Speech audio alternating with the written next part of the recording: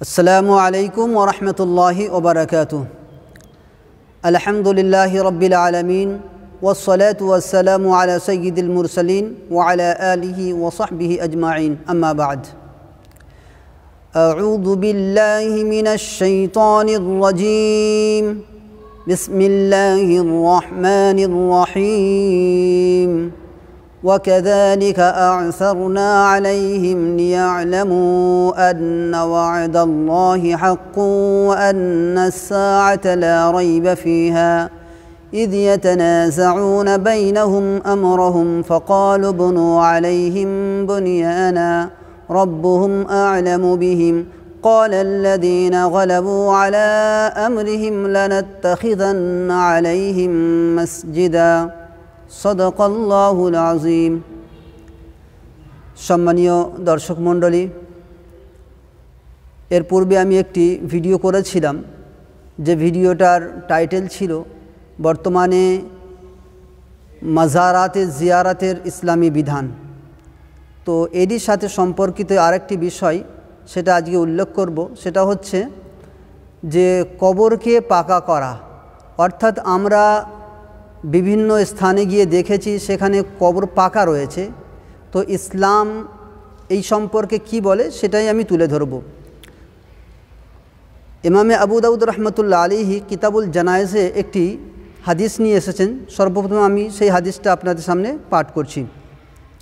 আন জাবির রাদিয়াল্লাহু তাআলা আনহু قال سمعت رسول الله صلى الله عليه وسلم نهى أن يقعد على القبر وأن يقصصه ويبنى عليه।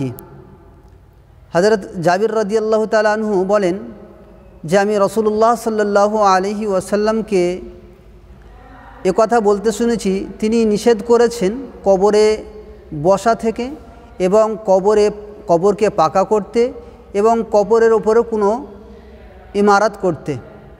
एबं तार परेर हादिसे तिनि बोलछेन जे वज़ादा सुलाइमान आयुक्तबा आलैहि, अर्थात कबरे कोनो किछु लिखतेও आल्लाह रसूल सल्लल्लाहु अलैहि वसल्लम निषेध करेছেন।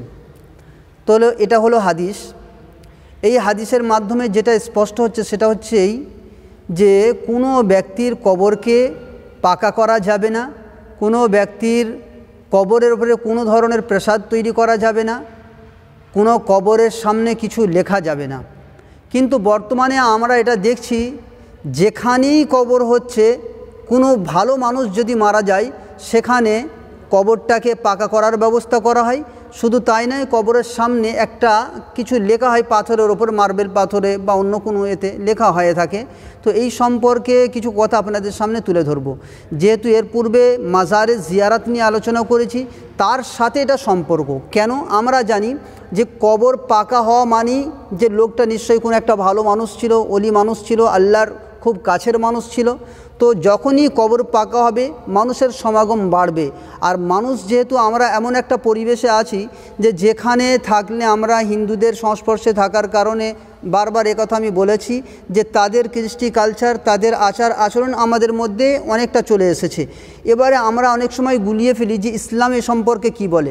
আমরা পাশের এলাকার মানুষ কি করছে তাদেরটা দেখি, কিন্তু আমরা মুসলমান হওয়াতে আমাদের এটা প্রথম কর্তব্য যে আল্লাহ রসুল সাল্লাল্লাহু আলাইহি ওয়াসাল্লাম এ সম্পর্কে কি বলেছেন।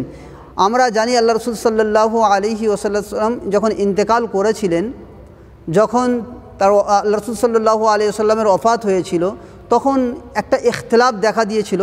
সেই ইখতিলাফটা সম্পর্কে আমি এখানে কয়েকটি কথা তুলে ধরব, কেন এর সাথে অনেক সম্পর্ক আছে এই বিষয়টার। অনেকে বলে যে আল্লাহ রসুল সাল্লাল্লাহু আলাইহি ওয়াসাল্লামের কবর তো পাকা, আল্লাহ রসুল সাল্লাল্লাহু আলাইহি ওয়াসাল্লামের কবরের ওপরে তো গুম্বাদ রয়েছে, তাহলে আমাদের করতে অসুবিধে কিছে? কেন? সুন্নত বা হাদিস তো আমরা সেটা কি বলি, যেটা আল্লাহ রসুল করেছেন বলেছেন, ঠিক আছে, সেটাকেই সুন্নত বলা হয়। তো আল্লাহর রসুলের কবর যদি পাকা থাকে, আল্লাহর রসুলের কবরের উপরে যদি গুম্বদ থাকে, তাহলে উলিয়াদের আর ওলামাদের কেন হবে না? এটাই হচ্ছে প্রশ্ন। আমি বলে রাখি যে কিছু বিশেষ কাজ বা আমল এমন আছে যেটা শুধুমাত্র নবীদের জন্য নির্দিষ্ট। সেই কারণে হাদিসে এসেছে আল্লাহ রসুল সাল্লাল্লাহু আলাইহি ওয়াসাল্লামের যখন ওফাত হয় তখন সাহাবাদের মধ্যে ইখতিলাফ হলো যে আল্লাহ রসুল সাল্লাল্লাহু আলাইহি ওয়াসাল্লামকে কোথায় দাফন করা হবে।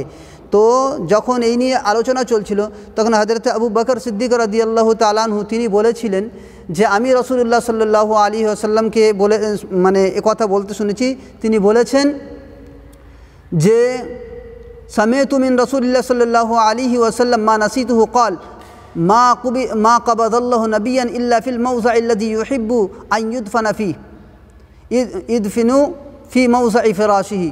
অর্থাৎ আবু বকর রাদিয়াল্লাহু তাআলা আনহু তিনি বলছেন যে আমি রাসূলুল্লাহ সাল্লাল্লাহু আলাইহি সাল্লামকে বলতে শুনেছি, তিনি বলেছেন যে আল্লাহ রাব্বুল আলামিন নবীদের যখন দুনিয়া থেকে তুলে নেন তখন যে স্থানে তাদের ওফাত হয়েছে সেখানেই তাদেরকে দাফন করা হবে।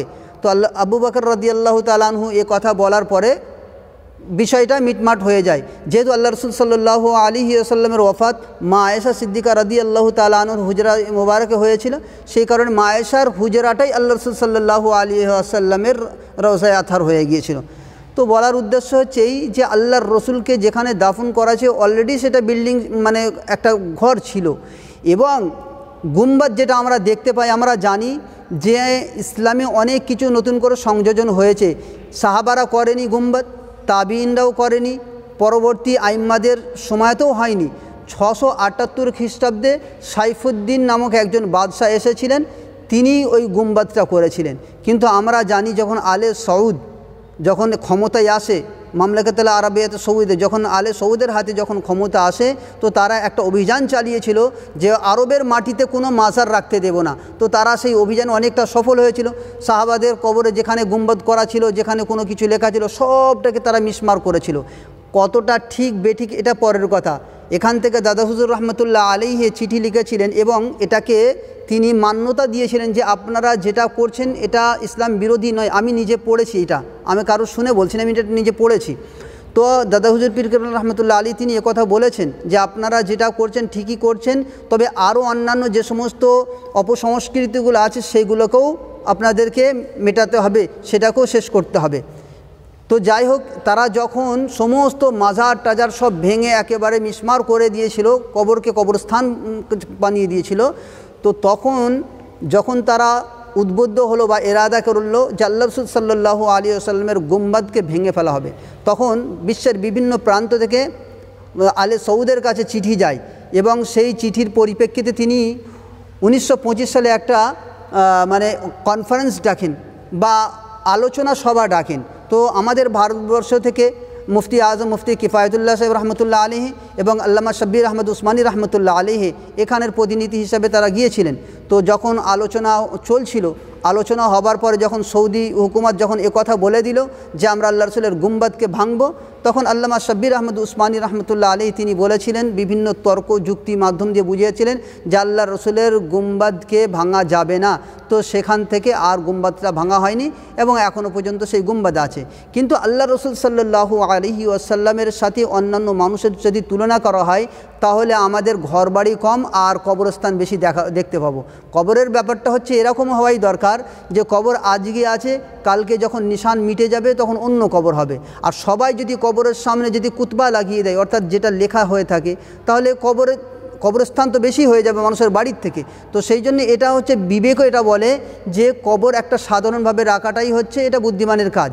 এবারে আসছি যে পাকা কবর করলে তার অসুবিধাটা কোথায়। অনেকে বলবে যে অসুবিধাটা কি আছে। অসুবিধা হলো এই যে পাকা কবর যেখানেই হচ্ছে বা যেখানেই আছে আমরা দেখতে পাচ্ছি যে সেখানেই কি হচ্ছে, মাজার জিয়ারতের নামে শিরক আর বিদাত হচ্ছে। কেন? আমাদের ভারতবর্ষের হিন্দুদের এই আকীদা, তারা এটা মনে করে মানুষ যখন ভালো হয়ে যায় তারা তখন ভগবানের স্থান দিয়ে দেয়। আমরা জানি রাম একটা মানুষ ছিল, কৃষ্ণ একটা মানুষ ছিল, অর্জুন একটা মানুষ ছিল, কিন্তু এদেরকে দেবতা বলে আর এদেরকে ভগবান বলে, এই জন্য এদের মন্দিরও হয়েছে। তো আমাদের ক্ষেত্রে এরকম হয়েছে যে আমরা যাদেরকে ভালো বলি বা বুজুর্গ বা বলি তো তাদের কবরটাকে পাকা করার আমরা চেষ্টা করি। সারা বিশ্বের সমস্ত দারুল ইফতা থেকে একথা ফতোয়া দেওয়া হয়েছে আহলে সুন্নাত ওয়াল জামাতের পক্ষ থেকে যে কবরকে পাকা করা যাবে না। কবর দু ধরনের হয়, একটা কবর ব্যক্তিগত জায়গায় হয় আর একটা হচ্ছে সাধারণ কবরস্থান। সাধারণ কবরস্থান যেহেতু ওয়াকফের হয় সেই কারণে সেখানে তো কোনো ধরনের প্রাচীরও দেওয়া যাবে না। কিন্তু কোনো ব্যক্তির যদি নিজের জায়গায় যদি কাউকে কবর দেওয়া হয় তাহলে সেই ক্ষেত্রে অনুমতি আছে, চারিদিক থেকে বাউন্ডারি দিতে পারবে, যাতে করে সেই কবরটাকে খুঁড়ে মানে প্রাণী হোক বা মানুষ এটা কবরের বেহুরমতি না হয়। ঠিক আছে, সেই কারণেতেই চারিদিক থেকে প্রাচীর দেওয়ার কথা বলা হয়েছে। কিন্তু যদি কবরস্থান যদি ওয়াকফের হয়, তাহলে সেই ক্ষেত্রে কেউ কথা বলতে পারবে না যে আমার কবরটাকে ঘিরে দাও, কেন সেটা তার পৈতৃক সম্পত্তি নয়। অতএব সাধারণ কবরস্থানে এই সমস্ত ইমারত করার কোনো প্রয়োজনই পড়বে না। তো যাই হোক, বলার উদ্দেশ্য হচ্ছে এই যে কবর পাকা করলে সেই কবরের প্রতি সাধারণ মানুষের সম্মান জন্মে, আর সম্মান থেকেই শ্রদ্ধা বাড়তে বাড়তে সেটা একটা সময় আসবে শিরকের রূপ ধারণ করবে, বিদআতের রূপ ধারণ করবে। সেই জন্যে আমরা কথা বলে থাকি যে সাধারণ যে কেউ ইন্তেকাল করুক, সাধারণ যেভাবে কবর দেওয়া হয় সাধারণ মানুষকে, সেভাবেই তাদেরকে কবর দেওয়া হবে। এখন অনেকে কথা বলতে পারে যে হাদিসে আল্লাহ রাসূল সাল্লাল্লাহু আলাইহি সাল্লাতু ওয়াসাল্লাম তিনি পাথর রেখেছিলেন।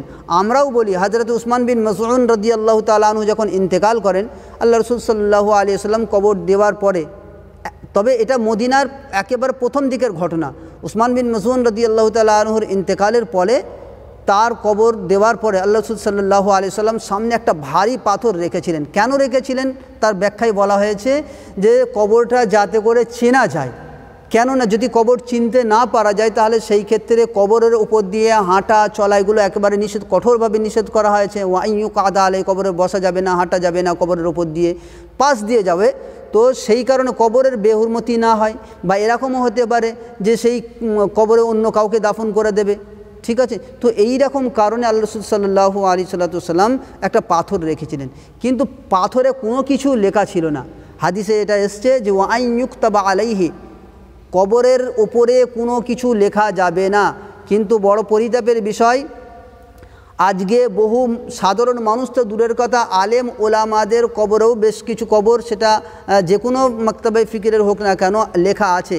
তো আমি বলবো যে এই ধরনের লেখা একেবারে শরীয়ত বিরোধী কাজ। আল্লাহ রাসূল সাল্লাল্লাহু আলাইহি ওয়াসাল্লাম স্পষ্টভাবে নিষেধ করেছেন কোনো কিছুই লেখা যাবে না। তবে বিশেষ ক্ষেত্রে শুধুমাত্র নাম লেখার অনুমতি দিয়েছে, তবে এটাও হাদিসের খেলাফ বলে আমি মনে করি। কোনো কিছু লেখা যাবে না। পাথর রাখার কথা আছে, কবর যতদিন পর্যন্ত শুকনো না হচ্ছে বা কবরের চিহ্ন যতদিন আছে ততদিন পর্যন্ত সেই পাথরটা বা কোনো কিছু নিশান হিসেবে লাগানো যাবে। এর বাইরে অন্য কিছু না কুতবা লাগানো যাবে, না কবরকে পাকা করা যাবে, না আরও অন্যান্য যে সমস্ত কার্যকর গুম্বাদ তৈরি করা। কিন্তু আজকাল দেখছি যেখানেই কোনো পীর সাহেব মারা যাচ্ছে সেখানেই গুম্বাদ হয়ে যাচ্ছে। যেখানেই কোনো পীর সাহেব রয়েছে তার ভক্তগণ মুরিদগণ তো কি করছে, সেই জায়গাটাকে একেবারে চারিদিক থেকে ঘিরে মসজিদের মতো করে গুম্বাদ করে দিচ্ছে। তো এগুলো সম্পূর্ণ ইসলাম বিরোধী কাজকর্ম। কেননা এই সমস্ত কার্যকলাপ অ্যাকচুয়ালি শুরু করেছিল শিয়ারা, ঠিক আছে। তো শিয়ারা মাজারগুলোকে তৈরি করেছে প্রথম দিকে, তো সেই তাদের দেখা দেখি আস্তে আস্তে যারা সুন্নি তাদের মধ্যেও এসেছে। কেননা শিয়া সুন্নির বসবাস একই জায়গায়, তো শিয়াদেরও কিছু কালচার আমাদের মধ্যে চলে এসছে। তারা মাজারকে পুজো করে, এরাও মাজারকে পুজো করে। তারা আইম্মাদের, তাদের যারা ইমাম 12 ইমামের তারা কায়ের, তো 12 ইমামের তারা যেরকমভাবে সম্মান শ্রদ্ধা করে, তাদের মাজারকে যেরূপভাবে পাকা করে, তো সেইখানে আমাদের এখানেও করে। সেই জন্য আপনারা যখন ইরান বা ইরাকে যাবেন সেখানে অনেক মাজার দেখতে পাবেন। সেই সমস্ত মাজার কি বলে, কারা করেছে? শিয়ারা করেছে। তো আমরা তো শিয়া নয়, তো তাহলে আমাদেরকে এই সমস্ত কার্যকলাপ থেকে বাঁচতে হবে। হযরত আলী রাদিয়াল্লাহু তাআলা আনহু একজনকে পাঠাচ্ছেন এবং তিনি কথা বলছেন, কথা বলে পাঠাচ্ছেন যে আবআসুকা কামা বাআসানি রাসূলুল্লাহ সাল্লাল্লাহু আলাইহি ওয়াসাল্লাম, আমি তোমাকে পাঠাচ্ছি ওই কাজের জন্য যে কাজের জন্য আল্লাহ রাসূল সাল্লাল্লাহু আলাইহি ওয়াসাল্লাম আমাকে পাঠিয়েছিলেন। আমাকে এই বলে পাঠিয়েছিলেন যে লা তাদউ কবরান ইল্লা সাওয়াইতা, যদি কোনো কবর উঁচু পাও তো তাহলে মুশরিফান, কবরান মুশরিফান, উঁচু কবর পেলেই তাকে সমান করে দাও। আর আল্লাহ রাসূল সাল্লাল্লাহু আলাইহি ওয়াসাল্লাম কথাও বলেছেন যে ওয়ালা তিমসালান, যদি কোনো মূর্তি দেখো তামাস্তাও, তাকে পুরো ভেঙে চুরমার করে দাও। তাহলে হযরত আলী রাদিয়াল্লাহু তাআলা আনহু স্পষ্ট বার্তা যে কবর উঁচু থাকলে তাকে সমান করে দিতে বলা হয়েছে। তবে এতটুকু পরিমাণ উঁচু করলে যাতে করে কবরকে কবর বলে বোঝা যায়, তো এতটুকু এক বালিশ বলা হয়েছে উঁচু করার অনুমতি আছে। কিন্তু এত উঁচু করা, চারিদিক থেকে ইট আর গাঁথুনি দিয়ে ভালো করে মজবুত করে দেওয়া, এর কোনো জায়গায় এর কোনো দলিল নাই। অতএব আপনারা যারা কবর উঁচু করছেন তাদের প্রতি আমার আবেদন, যারা করেছেন তাদেরকে বলবো আপনারা ইসলাম বিরোধী কাজ করেছেন। আর উচিত এটাই হবে যে ওই সমস্ত কবরগুলোকে সসম্মানে সেই কবরগুলোকে যে মাজারের রূপ দেওয়া হয়েছে যেগুলোকে, সেগুলোকে ভেঙে আপনারা সমান করে দেন, আল্লাহর কাছে আপনারা বেঁচে যাবেন। তা না হলে ওই কবরকে যখন সেজদার স্থান বানিয়ে নেওয়া হবে, একটা সময় আসবে সাধারণ মানুষ সেখানে সেজদা করবে, সেখানে যা কিছু করবে, তো তার গুনাহ আপনি পাবেন। কেন হাদিসে এসছে, মান সান্না সুন্নাতান হাসানাতান ফালাহু আজরুহা ওয়া আজরু মান আমিলা বিহা। যদি কেউ ভালো কাজ করে, তার দেখা দেখি অন্য কেউ ভালো কাজ করলো, তো সে যতটা সওয়াব পাবে, তো যে করেছে সেও সওয়াব পাবে। আর ঠিক তদ্রূপভাবে মান সান্না সুন্নাতান সাইয়্যাতান ফালাহু বিজরুহা ওয়া বিজরু মান আমিলা বিহা। কোনো ব্যক্তি যদি কোনো এমন কাজ করলো যেটা গুনাহের কাজ, আর তার কারণে অন্যান্য মানুষও গুনাহ করতে লাগলো, তো এদের গুনার সাজা সেও পাবে। অতএব আজকে মাজারগুলোতে যেখানে শিরক বা বিদাত হচ্ছে, সেই শিরক বিদাতের গুনাহটা তাদের ওপরেও পড়বে যারা ওই মাজারগুলো করেছিল। অতএব যে কোনো সিলসিলা, আমাদের ফুরফুরা সিলসিলাও আগে এই সমস্ত জিনিস থেকে বেঁচেছিল, কিন্তু এখন ফুরফুরা সিলসিলাতেও দেখতে পাচ্ছি যেখানে কেউ মারা যাচ্ছে তার সেখানে কবর মাজার তৈরি হয়ে যাচ্ছে। তো এই সমস্ত মাজার সম্পূর্ণ ইসলাম বিরোধী। আপনারা চাইলে বিশ্বের বিভিন্ন প্রান্তে ওলামারা রয়েছেন, আহলে সুন্নাত ওয়াল জামাতের ওলামাদের কাছ থেকে আপনারা যাইতে পারেন। শুধুমাত্র বেরেলি মাকতাবে খেয়ালের লোকেরা তারা বলে থাকে যে হ্যাঁ অনুমতি আছে, জরুরি তো বলে না, অনুমতি আছে, মুবাহ বলে, কিন্তু হাদিসকে সামনে রাখলে তাহলে বোঝা যাবে যে সম্পূর্ণভাবে করা যাবে না, এটা করা ইসলাম বিরোধী কাজ। আল্লাহ রাব্বুল আলামিন আমাদের এই সমস্ত অপকর্ম থেকে বেঁচাতে থাকার তৌফিক দান করুন, এবং যদি আমাদের দ্বারা কোনো ত্রুটি হয়ে যায় সেটাকে তালাফি করার তৌফিক দান করেন। আমিন ওয়া আখিরু দাওয়ানা আলহামদুলিল্লাহি রাব্বিল আলামিন।